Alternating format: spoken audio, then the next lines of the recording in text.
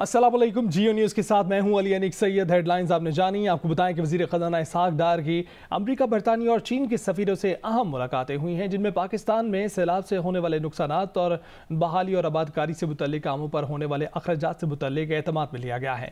وزیر خزانہ نے سفیروں کو بتایا کہ متاثرین کی بحالی اور آبادکاری میں سالوں لگیں گے اور اس کام پر $16 ارب خرچ ہوں گے۔ وزارت خزانہ کے مطابق تینوں اہم ممالک کے سفیروں سے اس مشکل وقت میں مدد کی درخواست کی گئی ہے۔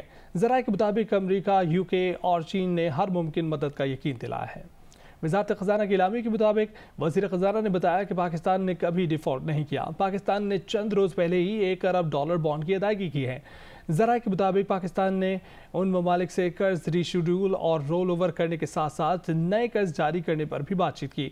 پاکستان نے موسمی تبدیلی اور اس کے نتیجے میں آنے والی سیلاب سے نقصانات سے نمٹنے کے لیے بین الاقوامی برادری سے مالی معاونت کی بھی اپیل کی۔ ان مشکل حالات میں IMF کی طرف سے پروگرام جاری رکھنے کے لیے سخت شرائط پر بھی بات چیت کا حصہ رہیں۔ وزیر خزانہ اسحاق ڈار نے جیو نیوز سے گفتگو کرتے ہوئے کہا کہ جن ممالک کے کمرشل یا دوسرے قرض کی ادائیگی کرنی وہ ری شیڈول یا رول اوور ہوگی، پاکستان اس حوالے سے اپنی تمام ذمہ داریاں پوری کرے گا اور ہم جلد اس صورتحال سے باہر آئیں گے۔ وزیر خزانہ نے کہا ہے کہ IMF نے جو اعداد و شمار ہم سے مانگے وہ ان کو فراہم کر دیے گئے ہیں۔ IMF سے مذاکرات جاری ہیں۔ ہم IMF پروگرام میں رہنا چاہتے ہیں، لیکن IMF کا ہر مطالبہ آنکھیں بند کر کے نہیں مان سکتے۔ اور سوشل میڈیا پر مالیاتی ایمرجنسی سے متعلق جعلی خبروں پر حکومت پاکستان کے فائنانس ڈویژن نے وضاحت کر دی۔ ایک بیان میں کہا ہے کہ ملک میں مالیاتی ایمرجنسی نافذ کرنے کا کوئی ارادہ نہیں ہے۔ سوشل میڈیا پر غلط پیغامات کا مقصد ملک کی معاشی صورتحال کو غیر یقینی بنانا ہے۔ ایسے غلط پیغامات وہی پھیلا سکتے ہیں جو پاکستان کو خوشحال ہوتا نہیں دیکھنا چاہتے۔ فائنانس ڈویژن نے کہا ہے کہ معاشی سختی کے اس دور میں ایسے جعلی پیغامات بنانا اور پھیلانا قومی مفاد کے خلاف ہے۔ ملک کو سری لنکا سے جوڑنا انتہائی غیر مناسب ہے۔ موجودہ معاشی مشکلات کے وجوہات میں یوکرین جنگ، قیمتوں کا اتار چڑھاؤ، عالمی کساد بازاری، امریکی شرح سود میں اضافہ اور حالیہ سیلاب جیسے عوامل بھی شامل ہیں۔ IMF کی شرائط اور سیلاب کے اثرات کے باوجود حکومت بیرونی عوامل کی شدت کو کم کرنے کی مکمل کوشش کر رہی ہے۔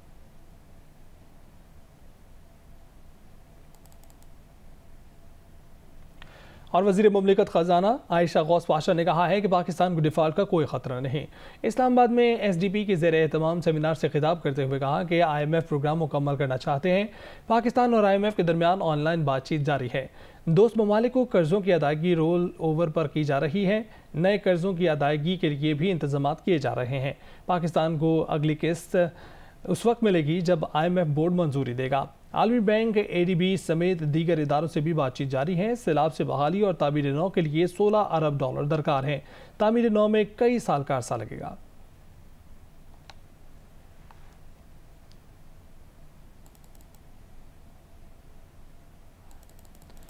آپ کو بتائیں کہ army chief general Asim Munir نے واضح اور دو ٹوک انداز میں کہا ہے کہ امن کے دشمنوں کو کہیں جگہ نہیں ملے گی۔ مادر وطن کا دفاع ہر قیمت پر یقینی بنایا جائے گا۔ آرمی چیف نے ضلع خیبر کی وادی تیرہ کا دورہ کیا، پاک افغان سرحد پر تعینات فوجی جوانوں کے ساتھ دن گزارا۔ افسران اور جوانوں سے گفتگو میں آرمی چیف نے ان کے عزم و حوصلے کو سراہا۔ کہا کہ قبائلی عوام اور سیکورٹی فورسز کی بے شمار قربانیوں کے باعث ریاست کی عملداری قائم ہوئی ہے۔ دہشت گردی کے خلاف جنگ میں جو کامیابی ملی انہیں ضائع کرنے کی کسی کو اجازت نہیں دی جائے گی۔ قوم کے تعاون سے دیرپا امن و استحکام کے حصول تک دہشت گردی کے خلاف جنگ جاری رہے گی۔ Army chief general Asim Munir نے کور ہیڈ کوارٹرز پشاور کا بھی دورہ کیا۔ آرمی چیف کو آپریشنل امور، ٹریننگ اور فارمیشن کے امور پر بریفنگ دی گئی۔ اور صدر الوی نے عمران خان کو خبردار کیا ہے کہ عمران خان پارٹی رہنماؤں اور سوشل میڈیا ٹیم کو نئے آرمی چیف اور فوج پر تنقید سے روکیں۔ فوج کی عزت اس کی ریڈ لائن ہے، اسے پار نہ کیا جائے۔ دی نیوز اخبار کے ایڈیٹر انویسٹیگیشن انصار عباسی کی رپورٹ کے مطابق پاک فوج میں کمان کی تبدیلی کے بعد صدر عارف الوی نے پاکستان تحریک انصاف کے چیئرمین عمران خان کو مبینہ طور پر متعدد مرتبہ سختی سے متنبہ کیا کہ وہ پارٹی کے رہنماؤں اور سوشل میڈیا ٹیم کو نئے آرمی چیف اور فوج پر تنقید سے روکیں۔ PTI کے ایک ذریعے نے پارٹی قیادت اور سوشل میڈیا ٹیم کو بھیجے گئے واٹس ایپ پیغام کا اسکرین شاٹ بھی شیئر کیا ہے۔ PTI کے رہنما فواد چودھری نے صدر الوی کے عمران خان کو بھیجے گئے پیغام سے متعلق سوال کے جواب میں کہا کہ صدر اور پارٹی چیئرمین پر یہ بات واضح ہے کہ نئی فوجی اسٹیبلشمنٹ اور آرمی چیف پر تنقید نہیں ہوگی۔ انہوں نے کہا کہ ادارے کے ساتھ لڑائی نہیں کی جا سکتی۔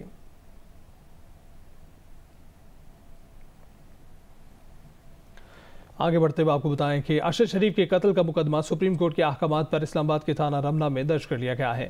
FIR میں وقار احمد، خرم احمد اور طارق احمد کو ملزم نامزد کیا گیا ہے۔ تھانہ رمنا میں ارشد شریف کے قتل کا مقدمہ دفعہ 302 کے تحت SHO کی مدعیت میں درج کیا گیا ہے۔ مقدمے کے متن میں کہا گیا ہے کہ ارشد شریف کی لاش کینیا سے پاکستان پہنچی تھی۔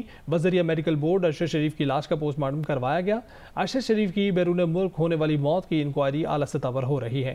موت کا سبب گولی لگنا ہے۔ کیس میں 3 نامزد ملزمان خرم احمد، وقار احمد، طارق احمد اور دیگر نامعلوم ملزمان کا ملوث ہونا پایا جا رہا ہے، جس کی تفتیش پاکستان میں ہو سکتی ہے۔ سپریم کورٹ نے صحافی ارشد شریف کے قتل پر از خود نوٹس لے کر FIR درج کرنے کا حکم دیا تھا۔ حکومت کی جانے کے بعد عمران خان نے ریئل اسٹیٹ کو سب سے بڑا مافیا قرار دیا اور کہا کہ اس کی وجہ سے فوڈ سیکیورٹی کے خدشات لاحق ہو گئے ہیں۔ سب سے بڑا مافیا ریئل اسٹیٹ مافیا، آپ سوچ نہیں سکتے کہ ان کی اب اس وقت پاور کیا ہے۔ 200 ارب روپے کی زمین بیچ دی گئی ہے، یا وہ دریا کے اندر تھی، ریور بیڈ میں تھی، یا وہ ایریگیشن کی اور یا فارسٹ کی زمین، اور وہ بیچ کے پلاٹس بیچ کے پیسہ بھی باہر چلا گیا۔ رہنما تحریک انصاف فواد چودھری نے دعویٰ کیا ہے کہ عمران خان صدر کو آرمی چیف کی تعیناتی سے متعلق سمری پر دستخط کا نہ کہتے تو ملک میں مارشل لا نافذ ہو جاتا۔ عمران خان نے ملک کو مارشل لا سے بچایا۔ سپریم کورٹ کی جانب سے فیصل وافڈا کی تاحیات نااہلی کالعدم قرار دینے کے بعد کیا سابق وزیر اعظم نواز شریف کی تاحیات نااہلی ختم ہونے کی راہ بھی ہموار ہو گئی ہیں؟ ماہر قانون عرفان قادر کہتے ہیں کہ فیصل وافڈا کے کیس میں سپریم کورٹ کے فیصلے کے بعد نواز شریف کے لیے قانونی رکاوٹیں دور ہو گئی ہیں۔ اب یہ فیصلہ نواز شریف نے کرنا ہے کہ وطن کب واپس آنا ہے۔ وفاقی وزیر ایاز صادق نے کہا کہ نواز شریف جنوری میں وطن واپس آئیں گے۔ جیو نیوز کے پروگرام کیپٹل ٹاک میں گفتگو کرتے ہوئے کہا کہ اگست میں حکومت کی مدت مکمل ہوگی، اس کے بعد ہی انتخابات ہوں گے۔ سردار صاحب یہ بتائیں کہ نواز شریف صاحب کب آئیں گے؟ جنوری میں۔ اچھا جنوری میں وارڈ آف ٹکٹس کے لیے بھی انشاءاللہ وہ بیٹھیں گے، وہ پارٹی کو پھر ری آرگنائز کریں گے۔ PTI کے لیڈر ہیں وہ یہی کہہ رہے ہیں کہ مارچ 2023 میں الیکشن ہوگا۔ جو مارچ کی بات کر رہی ہیں، دسمبر گزر گیا تو مارچ والا بھی ٹائم آؤٹ ہو گیا، تو اس لیے پریکٹیکلی اگست میں سوچنا چاہیے کہ اگست میں کمپلیٹ ہوگا ٹینیور، اور اس کے بعد ٹرم کمپلیٹ ہوگی، اس کے بعد پھر الیکشن کی ہوگی۔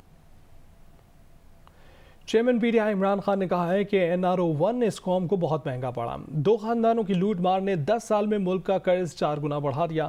NRO-2 اس سے بھی زیادہ شرمناک ہے۔ 1100 ارب روپے کے کرپشن کیس ختم کر دیے گئے ہیں۔ یوٹیوبر سوشل میڈیا انفلوئنسر سے ملاقات میں عمران خان نے کہا کہ ان 8 ماہ میں چادر اور چار دیواری کی حرمت کو پامال کیا گیا، محنت سے ترقی کی راہ پر ڈالی گئی معیشت کو تباہی کے پاتال میں اتار دیا گیا، آزادی اظہار پر پہرے بٹھا کر شخصی آمریت کو دوام بخشنے کی کوششیں کی گئی۔ نیب تباہ مجرموں کے لیے ریاست نے NRO-2 کے ذریعے عام معافی کا اعلان کیا۔ قوم کی حقیقی آزادی کے لیے کھڑے ہیں، سمجھوتا نہیں کریں گے۔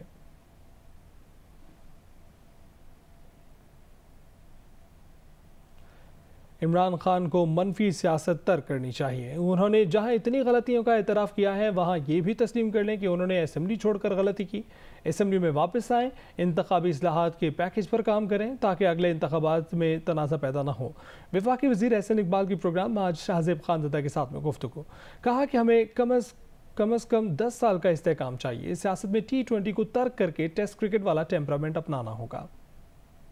عمران خان صاحب کو بھی جو منفی سیاست ہے وہ ترک کرنی چاہیے، اور جہاں انہوں نے اتنی غلطیوں کا اعتراف کیا ہے اس غلطی کا بھی اعتراف کر لیں کہ انہوں نے اسمبلی چھوڑ کے غلطی کی تھی، واپس اسمبلی میں آئیں اور اگلے الیکشن کے لیے انتخابی اصلاحات کے پیکج کے اوپر کام کریں تاکہ جو اگلا الیکشن ہے اس کے بعد کسی قسم کا تنازع یا بحران پیدا نہ ہو۔ ہمیں کم از کم 10 سال کی اسٹیبلٹی چاہیے۔ ہمیں اپنے ایکسپورٹ سیکٹر کو ڈیولپ کرنا ہے، نئے ویلیو ایڈڈ سیکٹرز بنانے۔ یہ 10 سال کے پالیسی کنسسٹنسی کے فریم ورک کے بغیر آپ سٹرکچرل تبدیلیاں نہیں کر سکتے۔ تو اب یہ جو T20 ہم سیاست میں کھیلتے ہیں اس کو ترک کر کے ہمیں مستقل مزاجی سے ٹیسٹ کرکٹ والے ٹیمپرمنٹ کے ساتھ اپنی ڈیولپمنٹ پہ توجہ دینے کی ضرورت۔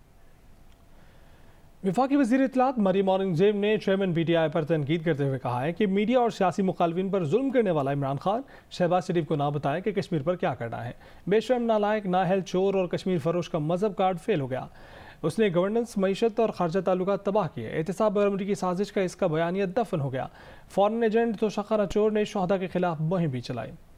वफाकी वज़ीर शहरी रहमान ने कहा है कि कौम ने भारी कीमत NRO की वजह से नहीं, साबिक नाअहल और नालायक हुकूमत की वजह से चुकाई है। इमरान खान ने 4 साल में तारीखी कर्जे लिए। इमरान खान ने KP में एहतसाब अदालत पर ताला लगाया, मुल्क पर दिन की रोशनी में डाका तो इमरान खान ने डाला। इमरान खान खुद करप्ट इक़दामात की वजह से नाअहल हुए। इमरान खान ऐसा निज़ाम चाहते हैं जिसमें उनके सिवा सब जवाबदेह हों।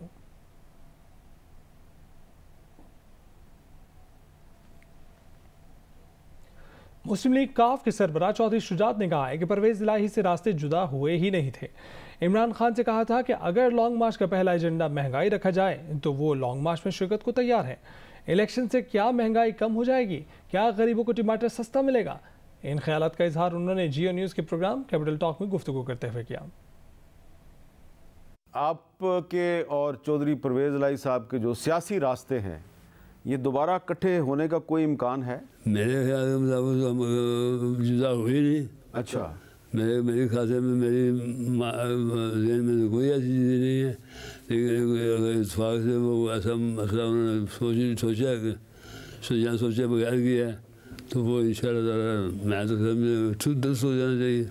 मार्च 2023 में नया इलेक्शन होना है, तो लगता है आपको कि मार्च की जो बात है इसमें वाकई कोई संजीदगी है? मैंने पहले एक दिन इमरान साहब को भी ऑफर की थी कि आप जिस मार्च में भी निकले हैं, उस बड़ी मार्च की मैं बात कर रहा हूँ, आप जिस मार्च में निकल रहे हैं उसमें आप अगर नंबर 1 आइटम एजेंडा का ये रख रहे हैं कि गरीबों को गरीब के मतलब आप बात करेंगे, तो मैं आप मार्च में शामिल होने को तैयार हूँ।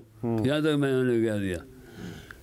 आइटम नंबर 1 ये रखें, ये नहीं कि इलेक्शन कराएँ। इलेक्शन कराने से हम उसके खिलाफ नहीं हैं, लेकिन इलेक्शन कराने से क्या गरीब को टमाटर सस्ता हो जाएगा?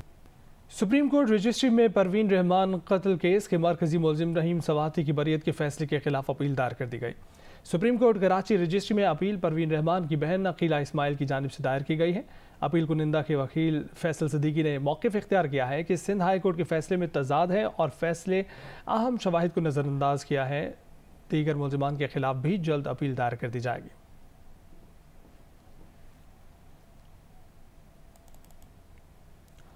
इस्लामाबाद हाई कोर्ट ने नूर मुकद्दम कत्ल केस में सज़ा याफ्ता मरकजी मुजरिम ज़ाहिर जाफ़र का मेडिकल कराने की दरख्वास्त पर नोटिस जारी कर दिए। ज़ाहिर जाफ़र के वकील ने कहा है कि ट्रायल कोर्ट ने सिर्फ वीडियो देखकर सज़ा दी। FIR में नूर मुकद्दम की वालिदैन से कॉल्स का जिक्र मौजूद है, मगर वालिदैन के मोबाइल फ़ोन कब्जे में नहीं लिए गए। मकतूला के फ़ोन रिकॉर्ड के मुताबिक उसका अपनी माँ से रब्ता होता था, लेकिन वालिदा को तफ्तीश में शामिल नहीं किया गया। वालिदा का एक बयान आ जाता तो केस में काफ़ी शफाफियत आ सकती थी। मज़ीद समाअत कल होगी। कराची में 24 करोड़ रुपए की कमेटी के स्कैंडल की मरकजी किरदार सिदरा खलील नामी खातून ने तहफ़्फ़ुज़ फराहम करने की दरख्वास्त कर दी। एडिशनल डिस्ट्रिक्ट एंड सेशन जज शर्की ने SSP कंप्लेन सेल ईस्ट को नोटिस जारी कर दिया। दरख्वास्त में सिदरा ने कहा कि उन्हें कई अफराद संगीन नताइज की धमकियाँ दे रहे हैं, अदालत तहफ़्फ़ुज़ फराहम करे। सिदरा खलील पर कमेटी की बद में शहरियों से 24 करोड़ रुपए फ्रॉड का इल्ज़ाम है।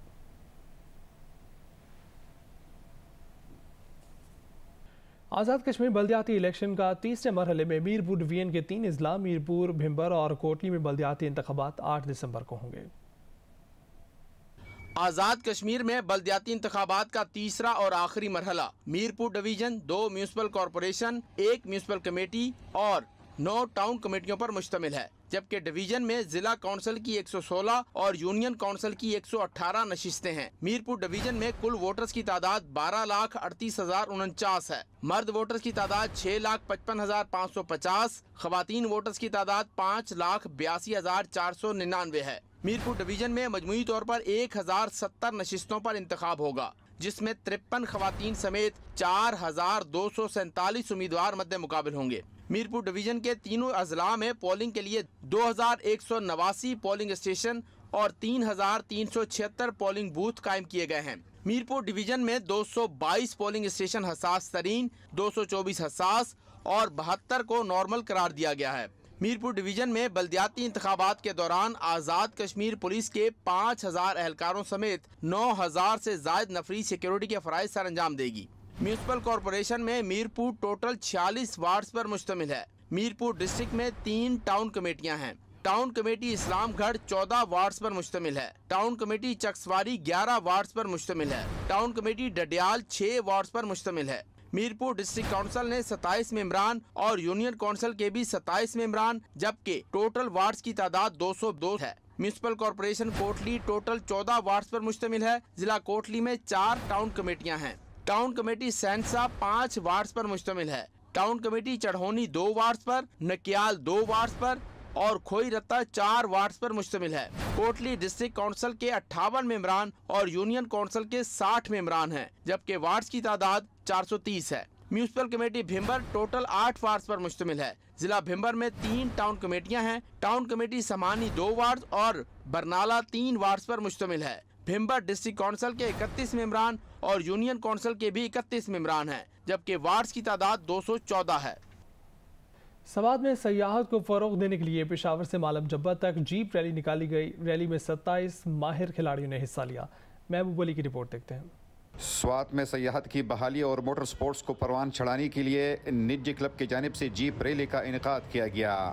पेशावर से शुरू होने वाली जीप रैली मालम जब्बा पहुंची तो शानदार इस्तकबाल किया गया। 27 गाड़ियाँ थी जो बरसता मोटरवे हम पहुँचे स्वात, और स्वात में फिर हमारे लिए यहाँ पर एक ट्रैक बनाया गया था जिस पे हमने अपनी गाड़ियाँ दौड़ाई हैं और काफ़ी इंजॉय किया उस ट्रैक को। और थोड़ा सख्त था ट्रैक लेकिन ठीक था।